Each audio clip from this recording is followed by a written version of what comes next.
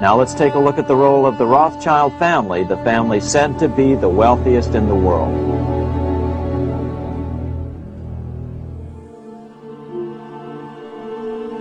Money is the god of our time, and Rothschild is his prophet. Heinrich Heine. The mythology surrounding the Rothschilds' wealth and power is 2 centuries old.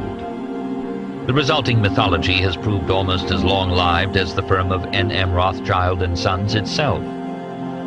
Ever since the second decade of the 19th century, there has been speculation about the origins and extent of the family's wealth, about their political influence, not only in the 5 countries where there were Rothschild houses, but throughout the world, about their Judaism. The 5 Rothschild houses constitute an early version of what later became known as the multinational. Perhaps the most important point to grasp about this multinational partnership is that for most of the century between 1815 and 1914, it was easily the biggest bank in the world. Strictly in terms of their combined capital, the Rothschilds were in a league of their own until, at the earliest, the 1880s. The 20th century has no equivalent. Because they were so rich, the Rothschilds could plainly claim a material equivalence with the European aristocracy. They relished the sense that they were sans pareil. In this sense, phrases like kings of the Jews, which contemporaries applied to them, contained an important element of truth. That was exactly the way the Rothschilds saw and conducted themselves. There are no fewer than 153 species or subspecies of insect which bear the name Rothschild, as well as 58 birds, 18 mammals, and 14 plants, including a rare slipper orchid, Paphiopedilum rothschildianum, to say nothing of 3 fish, 3 spiders, and 2 reptiles. The family's almost equally recurrent enthusiasm for the pleasures of the table has also bestowed the name on a soufflé and a savory, prawns, cognac, and Gruyere on toast. There are towns and numerous streets named after members of the family in Israel, Rothschild-owned vineyards at Mouton and Lafitte whose wines are drunk the world over, numerous Rothschild-built houses from the Vale of Aylesbury to the Riviera, and there is even a Rothschild island in the Antarctic. At the same time, the Rothschilds energetically pursued and acquired decorations, titles, and other honors, securing the ultimate prize, an English peerage, in 1885. The 3rd generation also threw themselves into hunting and horse racing, those quintessentially aristocratic pastimes. They also extended their patronage to include writers, Benjamin Disraeli, Honoré de Balzac, and Heinrich Heine, musicians, notably Frédéric Chopin and Gioacchino Rossini, as well as architects and artists. In more ways than one, they were the 19th century's Medicis. From the very earliest days, the Rothschilds appreciated the importance of proximity to politicians, the men who determined not only the extent of budget deficits, but also the domestic and foreign policies which so influenced the financial markets. And politicians soon came to realize the importance of proximity to the Rothschilds, who at times seemed indispensable to the solvency of the states the politicians governed, and who could always be relied upon to provide up-to-the-minute political news.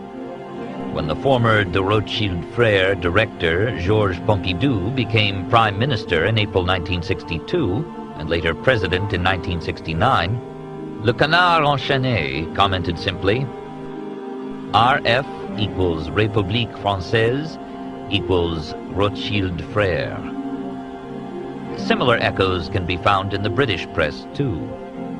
Inferences were sometimes drawn in the 1980s from the fact that a number of conservative politicians had worked for N.M. Rothschild and Sons Limited, either before or after their political careers, at a time when the firm was handling a number of important privatizations.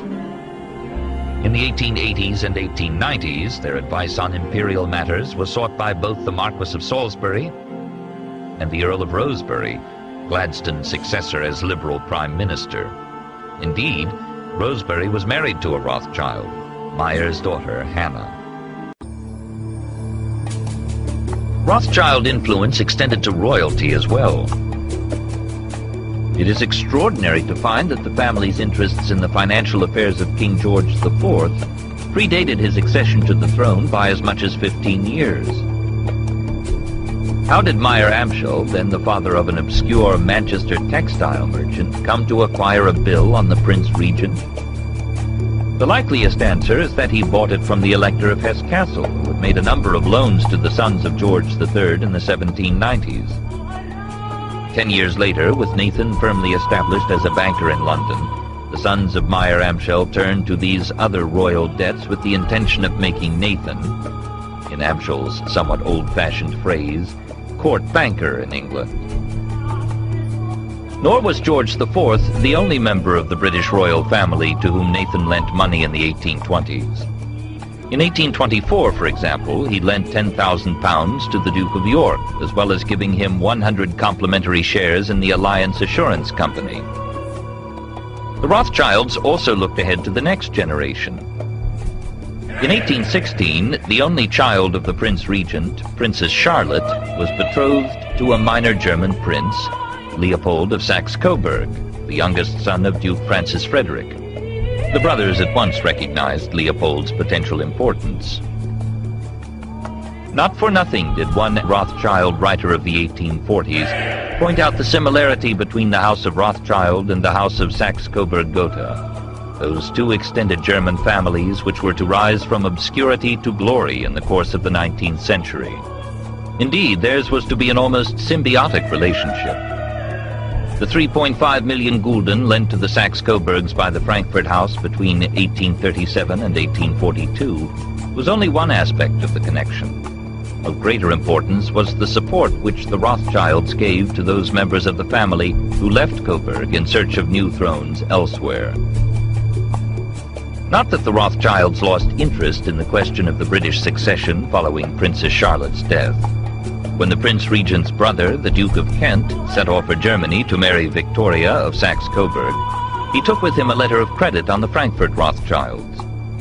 When the marriage produced a daughter, Victoria, who at once became next in line to the throne, Nathan hastened to offer the proud father financial advice and his exclusive messenger service.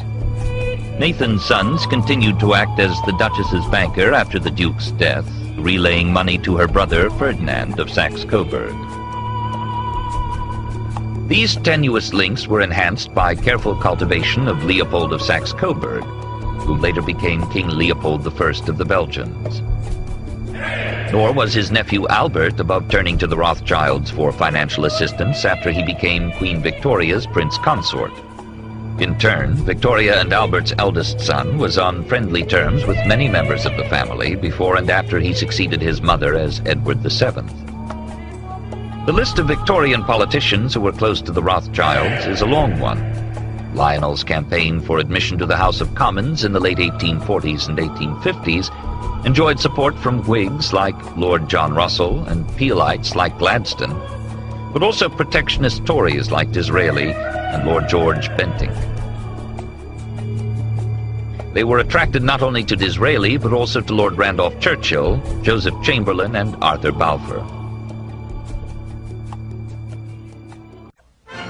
Even as late as the first decade of the 20th century, the system of partnerships continued to function in such a way that English Rothschilds had a financial stake in the Paris house, and French Rothschilds a stake in the London house. The history of the Rothschilds also helps to illuminate the long-running differences between British, French, and German banking, for the obvious reason that the various Rothschild houses worked in similar, though not identical, ways in each country. In addition to the inevitable web of credits and debits with other firms which arose from these activities, the Rothschilds also offered to a select group of customers, usually royal and aristocratic individuals whom they wished to cultivate, a range of personal banking services, ranging from large personal loans, as in the case of the Austrian Chancellor Prince Metternich, to a first-class private postal service, as in the case of Queen Victoria. And the Rothschilds were also major industrial investors, an aspect of their business which has often been underestimated. When the development of railways raised the possibility of transforming Europe's transport system in the 1830s and 1840s, the Rothschilds were among the leading financial backers of lines, beginning in France, Austria, and Germany. Indeed, by the 1860s, James de Rothschild had built up something like a pan-European railway network, extending northwards from France to Belgium, southwards to Spain, and eastwards to Germany, Switzerland, Austria, and Italy.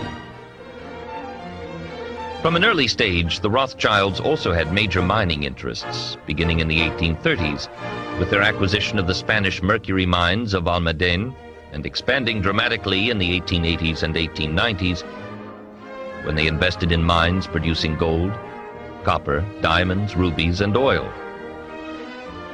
Like their original financial business, this was an authentically global operation extending from South Africa to Burma, from Montana to Baku.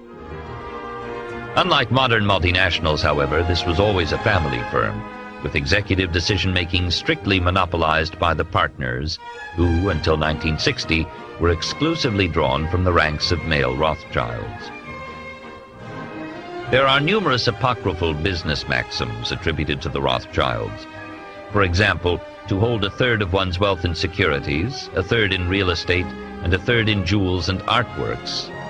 To treat the stock exchange like a cold shower, quick in, quick out, or to leave the last 10% to someone else. The economic history of capitalism is therefore incomplete until some attempt has been made to explain how the Rothschilds became so phenomenally rich. All 19th century states ran budget deficits, and some almost always did. And it was war and the preparation for war which generally precipitated the biggest increases in expenditure. For it was by lending to governments or by speculating in existing government bonds that the Rothschilds made a very large part of their colossal fortune. The answer lies in the way these investments were carried out. Only a few years previously, Meyer-Amschel had been arranging payments of some 620,000 gulden from the Elector to Austria to pay for troops and horses in the 1809 campaign against France. Shortly after Meyer-Amschel's death, his son Amschel was advancing 255,000 gulden to purchase horses for the French army. He simply backed both sides. Such a strategy has obvious attractions, and it was to become a frequent Rothschild gambit in the decades ahead. Amschel was only half joking when he wrote, urging Solomon, "Do your stuff. Make the Frankfurt house richer by 1,000,000 francs, the Paris house richer by 1,000,000 louis d'or, and the London house richer by 1,000,000 pounds, and you'll be awarded the Order of the Grande Armée." Such transactions probably accounted for the lion's share of the profits the Rothschilds made in this decisive period. In June 1814, Harris listed the payments they had so far made to Prussia, Austria, the French king, and the British army. Including money that had not yet been dispersed, the total was 12.6 million francs, and more was to come. By now, the markets were tending to follow the Rothschild lead. As Karl noted, "When we buy, everybody buys." This reflected the widespread belief that the Rothschilds were acting on behalf of the English government, and that this was being done in order to force the rate of the pound sterling up, and that we succeeded very well in doing so. But now, let's return to Napoleon, because nothing else in history more aptly demonstrates the ingenuity of the Rothschild family than their control of the British stock market after Waterloo. In 1815, a year after the end of the War of 1812 in America, Napoleon escaped his exile and returned to Paris. Just as the brothers appeared to be losing the peace, Bonaparte's 100 Days plunged Europe back into war, restoring the financial conditions in which the Rothschilds had hitherto thrived. This time, not only Russia and Prussia, but the previously aloof Austrians found they had little option but to accept payment from the Rothschilds, as did a gaggle of other states, including Saxony, Baden, Württemberg, Bavaria, Saxe-Weimar, Hesse, Denmark, and Sardinia. Altogether, Harris's account with Nathan in 1815 amounted to £9,789,778. In this, the Rothschilds had invaluable accomplices in the Allied powers themselves, who naturally wished to pocket as much as they could before peace was signed and the subsidies ceased. As their father had taught them, the brothers were always careful to make their terms attractive not only to governments, but also to the individual officials with whom they were negotiating.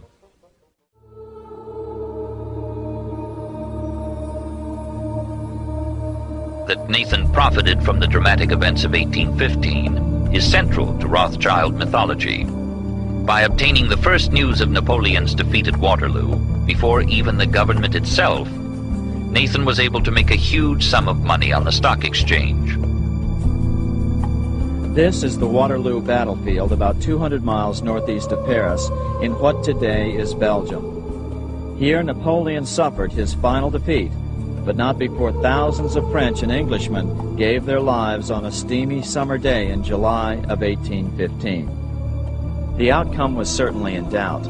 In fact, had Napoleon attacked a few hours earlier, he would probably have won the battle.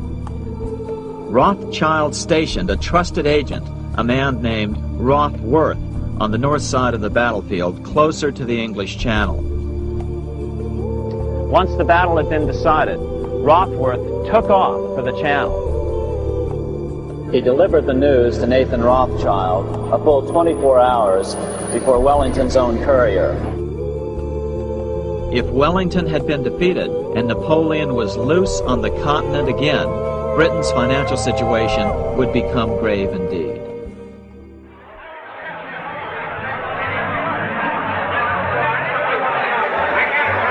Too late, Rothschild. You backed the wrong horse this time. Rothschild, you've lost your luck.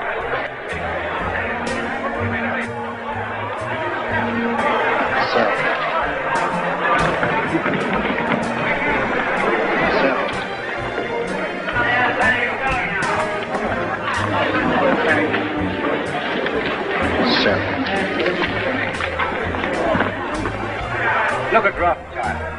You'd think he was selling apples instead of government bonds. So now at 53. All right. I'll keep on selling till I tell you to stop. You're creating something like a panic on the exchange, sir. I know. Other nervous investors saw that Rothschild was selling. It could only mean one thing. Napoleon must have won, Wellington must have lost. The market plummeted. Soon everyone was selling their consols, their British government bonds, and prices dropped sharply. But then Rothschild started secretly buying up the consols through his agents for only a fraction of their worth hours before.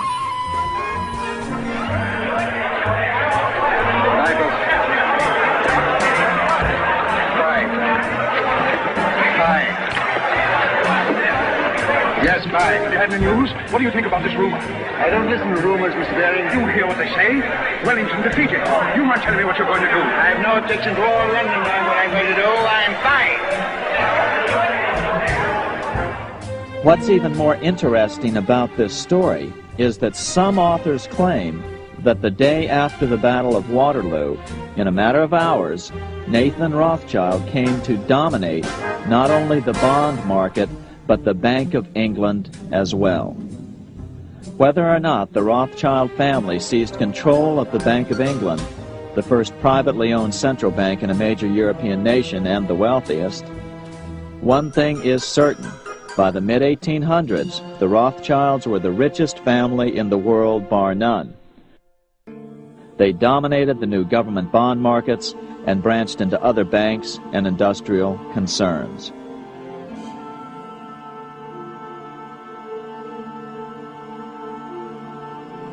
Like France and Britain, the Central and East European states emerged from the war with dire financial problems which could be addressed only with the assistance of foreign capital. As Disraeli later put it in his novel Coningsby, after the exhaustion of a war of 25 years, Europe must require capital to carry on peace. France wanted some, Austria more, Prussia a little, Russia a few millions. Moreover, the policy of the Holy Alliance was bound to create additional financial needs from which the Rothschilds could also profit. For the principal aim of the alliance was to avert a recurrence of the revolutionary epidemic which had caused such upheaval in Europe between 1789 and 1815, if necessary by military intervention.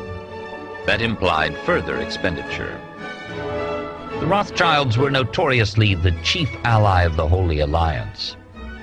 To the German writer Ludwig Werner, they were the nation's worst enemies, They have done more than any to undermine the foundations of freedom, and it is unquestionable that most of the peoples of Europe would by this time be in full possession of liberty if such men as Rothschild did not lend the autocrats the support of their capital.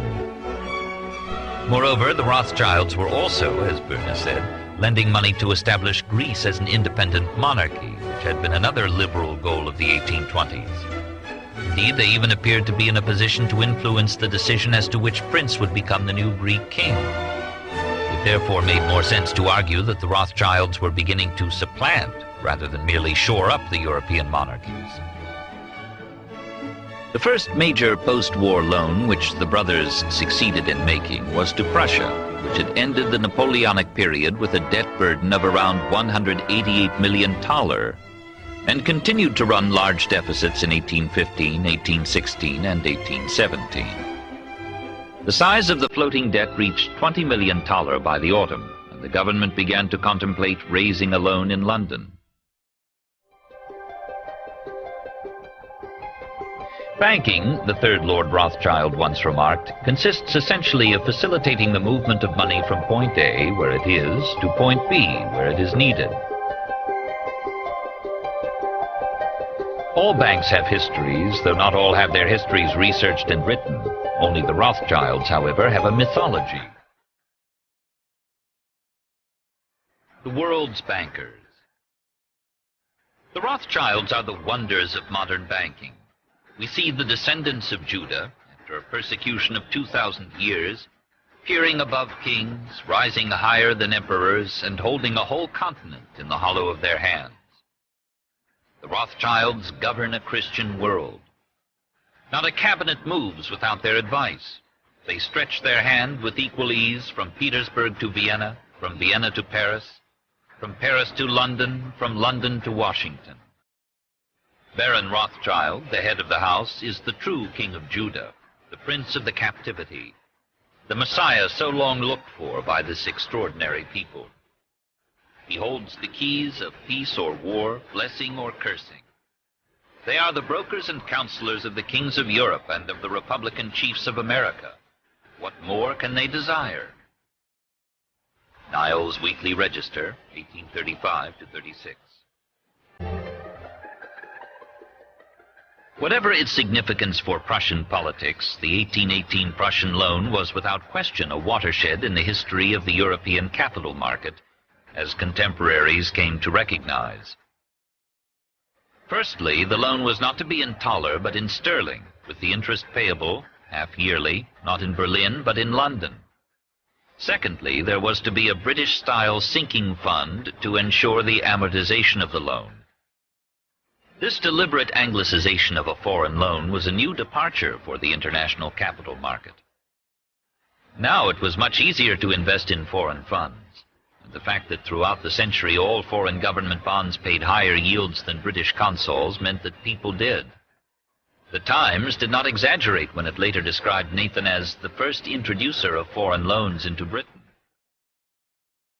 Moreover, the loan was issued not just in London, but also in Frankfurt, Berlin, Hamburg, Amsterdam, and Vienna. In other words, it represented a major step towards the creation of a completely international bond market. In stipulating these conditions, Nathan not only succeeded in making the Prussian loan attractive to British and continental investors, he also established a model for such international bond issues, which would swiftly become standard. In his book, On the Traffic in State Bonds, 1825, the German legal expert Johann Heinrich Bender identified this as one of the Rothschilds' principal contributions to modern economic development. Any owner of government bonds can collect the interest at his convenience in several different places without any effort. Henceforth, an investor could receive the interest on Austrian Metallique, Neapolitan Rent, or any other Rothschild-issued bonds from any of the Rothschild houses. Although the terms of the loan were heavily criticized in Berlin, not least by the bankers there, Humboldt and Rother were impressed. Rother went further. The Rothschild in this country has an incredible influence upon all financial affairs here in London. It is widely stated, and is indeed close to the truth, that he entirely regulates the rate of exchange in the city. His power as a banker is enormous. In an unpublished passage of The Baths of Lucca, Heine sought to analyze the nature of the Rothschilds' power more precisely. Here he acknowledges that in the short term it served to shore up the reactionary regimes. Revolutions are generally triggered off by deficiency of money. By preventing such deficiencies, the Rothschild system may serve to preserve peace in Europe. This system, or rather Nathan Rothschild, its inventor, is still providing firm foundations for such peace. It does not inhibit one state from making war on another exactly as before, but it does make it difficult for the people to overthrow established authority. Religion is no longer able to guarantee the governments that the people will remain peaceful. The Rothschild system of loans can perform the task much better. It possesses the moral force or power which religion has lost. It can act as a surrogate for religion. Indeed, it is a new religion, and when the old religion finally goes under, it will provide substitutes for its practical blessings. Strangely enough, it is once again the Jews who invented this new religion. As early as 1828, Prince Huttler-Muskau referred to Rothschild, without whom no power in Europe today seems able to make war. In a multipolar world in which 5 powers with distinct interests sought to resolve international crises without resorting to war, the Rothschilds acted not so much to ensure peace as to underwrite it once it had been made. The case was put in a more sophisticated form by the left-leaning liberal J.A. Hobson, author of the classic Imperialism, a Study, 1902. Like many radical writers of the period, Hobson regarded the Boer War as having been engineered by a small group of international financiers, chiefly German in origin and Jewish in race. The Rothschilds, in his view, were central to this group. Does anyone seriously suppose, he asked in Imperialism, that a great war could be undertaken by any European state or any great state loan subscribed if the House of Rothschild and its connections set their face against it? Scherb had made much the same point from a German nationalist perspective in his History. The House of Rothschild has arisen from the quarrels between states, has become great and mighty from wars, and the misfortune of states and peoples has been its fortune. English examples can also be found. In refusing Gladstone's request to make Lionel de Rothschild a peer, Queen Victoria explicitly questioned whether one who owes his great wealth to contracts with foreign governments for loans or to successful speculations on the stock exchange can fairly claim a British peerage. A good illustration is John Reeves's book, The Rothschilds, The Financial Rulers of Nations, which returns a typical verdict. The Rothschilds belong to no one nationality. They are cosmopolitan. They belong to no party. They were ready to grow rich at the expense of friend and foe alike. The central dilemma which confronted the Rothschilds lay here. Because of their wealth, other Jews looked to them for leadership in their pursuit of equal civil and political rights. They themselves had no desire to forsake their palatial town and country residences for barren Palestine. Lionel's nephew Victor struck a similar note of ambivalence when he addressed a meeting of the Earl Baldwin Fund for Refugees. The slow murder of 600,000 people, he told his audience, is an act which has rarely happened in history. Yet, he went on, in spite of humanitarian feelings, we probably all agree that there is something unsatisfactory in refugees encroaching on the privacy of our country, even for relatively short periods of time. Even in 1946, speaking in the House of Lords, Victor defended the policy of restricting immigration to Palestine. The only logical solution was therefore to find some alternative territory for the Jews to go to. The Nazis themselves thought of Madagascar. At around the same time, the Paris House forwarded to Newcourt a proposal to purchase 200,000 acres of Brazil's Mato Grosso, and another to settle Jews in Sudan's Upper Nile Valley. Kenya, Northern Rhodesia, and Guyana were also considered. Only at the 11th hour, it seems, did the Rothschilds recognize the need to admit refugees into Britain and France. This was broadly the argument of the early Zionists like Theodor Herzl, who came to believe that the only solution to the Jewish question was indeed for the Jews to leave Europe and found their own Judenstaat. Herzl made a succession of attempts to win the support of the Rothschilds in the belief that they were about to liquidate their vast capital as a response to anti-Semitic attacks. But his 66-page address to the Rothschild Family Council was never sent, as he concluded from an initial rebuff that they were vulgar, contemptuous, egotistical people. The Rothschilds, he later declared, were a national misfortune for the Jews. He even threatened to liquidate them or to wage a barbaric campaign against them if they opposed him. If a Zionist could use such language in the 1890s, it is perhaps not surprising that the radical anti-Semites who flourished in the defeated states of Central Europe after the First World War did so too. A good example is Dietrich Eckart's address to all working people of 1919. The House of Rothschild owns 40 billion. They only need to administer their wealth to see that it is nicely placed. They do not need to work, at least not what we understand by work. But who provides them and their like with such an enormous amount of money? Who does this? You do it. Nobody but you. That's right. It is your money, hard-earned through care and sorrow, which is drawn as if magnetically into the coffers of these insatiable people. Another early National Socialist who cited the Rothschilds as examples of the Jewish problem he pledged to solve was Adolf Hitler. In an article in the Nazi Völkische Beobachter in May 1921, for example, he named them as one of a group of Jewish capitalists who controlled the socialist press.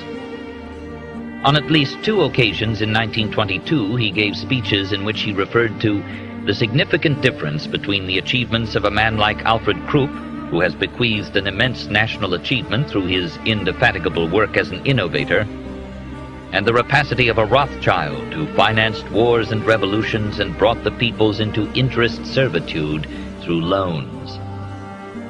The television preacher and Republican politician Pat Robertson's book, The New World Order, published in 1991, states that the Rothschilds were polluted by the occultism of illuminated Freemasonry, and that Paul Warburg, architect of the Federal Reserve System, was a Rothschild agent. From a completely different political milieu, Khalid Mohammed, a former assistant to Louis Farrakhan, the leader of the radical African-American organization Nation of Islam, has repeated the suggestion that the Rothschilds financed Hitler and aided his anti-Semitic policies. A cursory search of the internet reveals a plethora of conspiracy theories. The Rothschilds arranged the murder of President Lincoln, as his post-war policies would have wrecked their commodity speculations. The Rothschilds financed the rise of Hitler as a bulwark against the Soviet Union. The Rothschilds are interwoven with the Catholic Church, and jointly with the traditional mafia and the American CIA, which was pro-Nazi. They are the hidden power which controls other well-known banks, such as Warburg's, Schroeder's, and Lazar's, as well as being behind American financiers such as J.P. Morgan, the Rockefellers, Kuhn, Loeb and Company, the Spires and the Lehmans, not to mention the Bank of England and the Federal Reserve System, an obvious Rothschild front. Through this network of global power, they have been responsible for, among other things, the Boer War, the creation of Israel to control the oil of the Middle East, the Russian Revolution, a coup on Russia by the United States financial arm largely controlled by the Rothschilds, and even the floating of the dollar by President Nixon. Today, they and their associates in the Conservative Party and the press are plotting to monopolize the world's energy supplies, hence their interest in electricity, coal, and gas privatization. It might be thought that a serious banking history should scrupulously avoid reference to this kind of nonsense. Yet it is impossible to appreciate the need for a scholarly history of the subject if one blithely pretends such myths do not exist.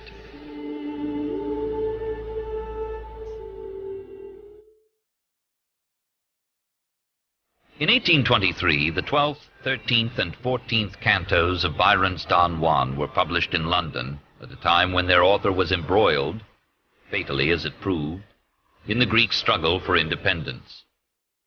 Nevertheless, these late verses indicate a keen awareness of the power of money, and specifically of the new kind of financial power personified by Nathan Rothschild. "Who hold the balance of the world?" asked Byron in the 12th canto. "Who reign o'er Congress, whether royalist or liberal? Who rouse the shirtless patriots of Spain? Who keep the world, both old and new, in pain or pleasure? Who make politics run glibber all? The shade of Bonaparte's noble daring, Jew Rothschild, and his fellow Christian Baring." To Byron, Rothschild and Baring were the true lords of Europe, whose every loan is not a merely speculative hit, but seats a nation or upsets a throne. Republics also get involved a bit. Columbia's stock hath holders not unknown on change, and even thy silver soil Peru must get itself discounted by a Jew. That Byron could suggest, even satirically, that Nathan Rothschild held, along with Alexander Baring, the balance of the world, requires some explanation. In April 1825, the market began to slide. The heaviest falls were experienced by British industrial securities and Latin American bonds. Such a severe asset price deflation was bound to bring a banking crisis in its wake. As it was, 73 out of 770 country banks failed. The country came within 48 hours of putting stop to all dealings between man and man except by barter. Much of the time, Nathan was a buyer or borrower of gold and silver. In December 1825, however, it was the other way round. The Rothschilds gave the bank their gold, supplying the old lady of Threadneedle Street with enough specie from the continent to avert a suspension of cash payments. Of course, Nathan would not have made such immense deliveries of gold without asking for a generous commission in return. The operation has to be seen as part of his campaign to establish himself as the dominant force in the London bullion market. The rescue of the bank was a remarkable achievement which owed everything to the international nature of the Rothschilds' operations. In effect, the brothers were establishing that system of international monetary cooperation which would later be performed routinely by central banks, and on which the gold standard came to depend. Increasingly, their position in the international bullion market was becoming as dominant as their position in the international bond market. Byron was therefore not far wide of the mark when he suggested in Don Juan that Baring and Rothschild reigned over both royalists and liberals, and that their loans could seat a nation or upset a throne. He erred only in regarding the two bankers as financial equals. In 1815 they had been. By 1825 they were not. If there was a sixth great power in the 1820s, it was no longer Baring's, but Rothschild's. At the same time, by dint of their size, the Rothschilds came to see themselves as bearing a degree of responsibility for the stability of the banking system as a whole. This explains their reluctance to see their rivals fail. In all this, the Rothschilds were increasingly beginning to think in a way fundamentally similar to that characteristic of central bankers. The central banks of England and France continued to be partly private institutions. In terms of their financial resources, they were in fact the only banks comparable with the Rothschilds, though of course they were national, where the Rothschilds were international, and the Rothschilds had no interest in resisting their monopolization of note issue. The relationships between the Rothschilds and the European central banks were thus almost always close and symbiotic. Of growing importance as a non-exclusive source of financial information and misinformation in this period was, of course, the press. It might be thought that the proliferation of newspapers in the 19th century tended to erode the advantages which the Rothschilds were able to derive from their private system of communications. On the other hand, the existence of financial pages in newspapers presented new opportunities for influencing the markets, which the Rothschilds were not slow to exploit. Nathan responded to early press attacks by establishing what was to be an enduring relationship with the most influential of all British papers, The Times. The Times correspondent reported from St. Petersburg that the mere appearance of James Rothschild at the Bourse was expected to boost Russian bond prices. By the summer of 1825, therefore, the Rothschilds had succeeded triumphantly in establishing themselves as the leading specialists in European public finance. And not only European. New fiscal needs quickly arose from the political crises which beset the Spanish and Ottoman empires in this period. It was this need which Nathan and his brothers successfully met.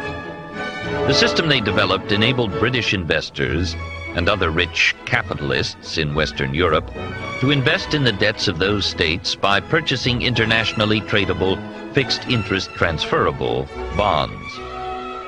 The significance of this system for 19th century history cannot be overemphasized. For this growing international bond market brought together Europe's true capitalists, that elite of people wealthy enough to be able to tie up money in such assets and shrewd enough to appreciate the advantages of such assets as compared with traditional forms of holding wealth, land, venal office, and so on. Bonds were liquid. They could be bought and sold 5.5 days out of 7 on the major bourses of Europe and traded informally at other times and in other places. And they were capable of accruing large capital gains. If investors bid up the price of a government's stock, that government could feel secure. If they dumped its stock, that government was quite possibly living on borrowed time as well as money. For this reason, bond prices had a significance which historians have too seldom spelt out. They were, it might be said, a kind of daily opinion poll, an expression of confidence in a given regime. Of course, they were an opinion poll based on a highly unrepresentative sample by modern democratic standards. Only the wealthy, the capitalists, got to vote. These capitalists were thus to a large extent Europe's political class. Indeed, the kind of people who held government bonds were, very roughly speaking, the people who were represented politically, and their opinions were the opinions that mattered in a stratified, undemocratic society. The singular beauty of the bond market was that virtually every state, including, as the century advanced, all the new nation-states and colonies, had sooner or later to come to it, and most states had sizable amounts of tradable debt in circulation. The varying fortunes of government bonds provide a vital insight into the political history of the period. They are also the key to understanding the extent of the power of a bank like Rothschild's, which for much of the 19th century was the prime market maker for such bonds. What determined the ups and downs of the 19th century bond market? The answer to this question is central to any understanding of the history of the Rothschild Bank.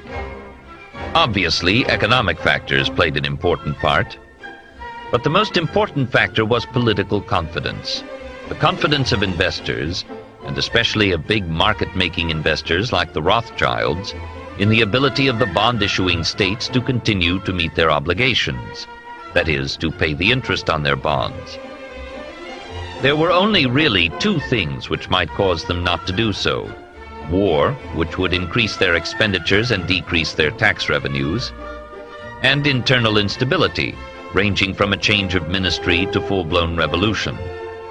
It was for indications of either of these possible crises that the markets, and the Rothschilds more than anybody, watched. Three things would give an investor an edge over his rival: closeness to the center of political life, the source of news, the speed with which he could receive news of events in states far and near, and the ability to manipulate the transmission of that news to other investors. This explains why the Rothschilds spent so much time, energy, and money maintaining the best possible relations with the leading political figures of the day. It also explains why they carefully developed a network of salaried agents in other key financial markets, whose job it was not only to trade on their behalf, but also to keep them supplied with the latest financial and political news. The Rothschilds' communications network gave them an important advantage over their competitors. Even after they lost this edge, they continued to exercise an influence over the financial press through which news reached a wider public. Indeed, it can be argued that by modifying the existing system for government borrowing to make bonds more easily tradable, the Rothschilds actually created the international bond market in its modern form. As early as August 1820, the Bremen delegate to the German Confederation's Diet in Frankfurt had a conversation with his Austrian counterpart, Count Buhl, which acutely identified the unrivaled extent of the Rothschilds' political influence in Europe. This house has, through its enormous financial transactions and its banking and credit connections, actually achieved the position of a real power. It has to such an extent acquired control of the general money market that it is in a position either to hinder or to promote, as it feels inclined, the movements and operations of potentates and even of the greatest European powers.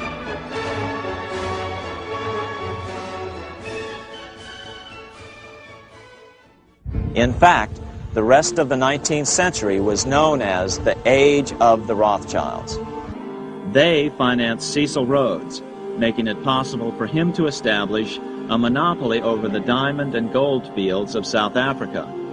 In America, they financed the Harrimans and railroads, the Vanderbilts in railroads and the press, and Carnegie in the steel industry, among many others. By 1850, James Rothschild, the heir of the French branch of the family, was said to be worth 600 million French francs, 150 million more than all the other bankers in France put together. He built this mansion called Ferrier, just east of Paris. Wilhelm I, on seeing it, exclaimed, "Kings couldn't afford this. It could only belong to a Rothschild." Another 19th century French commentator put it this way: "There is but one power in Europe, and that is Rothschild." By the end of the 19th century, one expert estimated that the Rothschild family controlled half the wealth of the world. Despite this overwhelming wealth, the family has generally cultivated an aura of invisibility. Although the family controls scores of industrial, commercial, mining, and tourist corporations, only a handful bear the Rothschild name. There is no evidence that their predominant standing in European or world finance has changed. A dynasty turns jet. Things were getting back to normal in 1945, but what, in family terms, was normalcy? The house at Hamilton Place, built by Leo, became one of London's most luxurious clubs. Another Rothschild residence in Kensington Gardens now constitutes the Soviet-Russian embassy. And in France, the Titanic manse at 2 Rue Florentin on the Place de la Concorde has gone the way of all Titanic manses. Talleyrand had lived there before Edouard de Rothschild moved in. When Edouard put it on the market, only one customer could afford the price: Uncle Sam. It became the European headquarters of the Marshall Plan, and today is tenanted by the United States mission to NATO and to European regional organizations. Henri de Rothschild's huge place at 33 Rue de Faubourg Saint-Honoré now houses the Cercle Interallié, a fancy international diplomatic club. On the same street, the United States Embassy has taken over number 41, built by the first Baron Edmond. The Rothschild monograms still crown the great portals of both houses. Last, not least, Ferrier, the crown jewel among Rothschild possessions. No one was rich enough to buy it, nor did the French branch want to part with such a symbol. Initially, a great deal of labor went into untangling the various pre-war debts on which countries like Chile and Hungary had defaulted. New issues, like the 1951 offering of £5 million of stock for the International Bank for Reconstruction and Development, usually known as the World Bank, had to be shared with other city houses. The old Rothschild predominance in the South African gold market had already been reasserted 3 years previously, when the international gold market reopened. Once again, the World Gold Prize was formally set in Newcourt's fixing room. Through a string of holding companies, Newcourt could now tap monumental lumber, power, mineral, particularly uranium, resources. And Winston Churchill, appreciative of the scale of the thing, termed it a grand imperial concept. After Antony's death, his two nephews, Edmund and Leopold, took over together with Antony's son, Evelyn. In addition, Evelyn sat on the boards of Beaverbrook newspapers, The Economist, and later the Telegraph plc.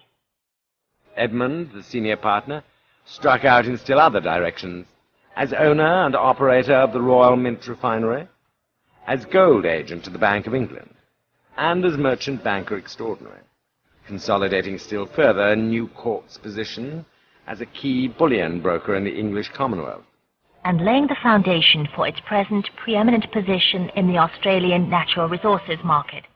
Rothschild Australia accounts for around a third of the N.M. Rothschild Group's profits. It retained its long-standing interest in gold, even after the breakdown of the gold pool as a consequence of the pressures brought to bear on the dollar by the Vietnam War.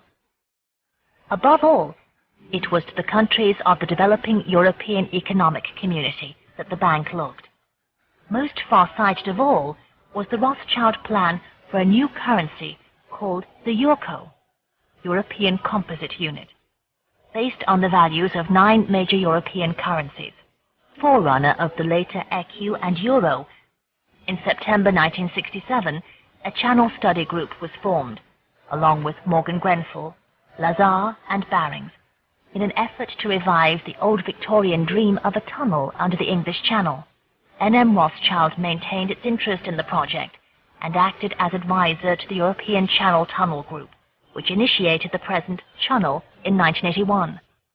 It was at around this time that Guy, the head of the Paris house, was being touted in some quarters as EEC Banker Rothschild. The French Rothschilds are richer still, and they have become richer faster since Baron Guy assumed the reins at the death of his father Edouard. With similar aggressiveness, Guy has fortified the position of de Rothschild Frères as the largest private bank in France. His main instrument here is the Compagnie du Nord, the railroad network, which became family property after the dynast James financed it into existence. Through its railroad-turned-investment trust, the family controlled, and after the Nazi nightmare controls again, mining corporations, metal plants, oil interests, chemical industries, and many others. This sort of setup requires a feudal allegiance. There are whole families that have been on the Rothschild payroll for over a century. A first tentative step in this direction was taken in 1960, when N.M. Rothschild and Warburgs placed £340,000 shares in the August Thyssen Steel Company on the London market, the first German shares to be quoted in London since the war. Then there is Guy's cousin, Edmond. He is faithful enough to family discretion to keep the portals of number 45, Rue de Faubourg Saint-Honoré, signless and anonymous. From this headquarters he runs the Compagnie Financière, a worldwide organization which builds villas, hotels, pipelines in Israel, throws up giant housing projects in Paris, finances banks and car factories in Brazil. He greatly enlarged the family holdings on the slopes of Mont Blanc, complete with ski lifts, swimming pools, tennis courts, and nightclubs. He also underwrites and develops not merely hotels, but entire new tourist regions in Martinique and Guadeloupe in the French Caribbean. With Lord Rothschild as partner, he is responsible for the flowering of Israel's luxury golf resort at Caesarea. Edmund James Rothschild Memorial Group contributed $1 million to the Weizmann Scientific Institute in Tel Aviv, gave $3 million towards the construction of the Knesset, and foots the bill for many of Israel's archaeological expeditions. Pre-1914 links to Japan were also renewed by Edmund, who made several visits there between 1962 and 1969, arranging Eurodollar bond issues in partnership with Nomura Securities for a number of Japanese companies, including Hitachi and Pioneer. The logical way of advancing Britain's financial integration with the continent was to establish some kind of cross-channel institutional link. The creation of Rothschild's Continuation Holdings AG as the Swiss-based parent company was, in this sense, pregnant with historical significance. To recreate something like the system of international partnership which had been the Rothschilds' greatest strength in the 19th century. The N.M. Rothschild Group is thus a multinational entity. More than 50% of its assets are now held outside the UK, with a wide geographical reach. Again, reminiscent of the system of houses which had been developed by Meyer Amschel's sons after 1815.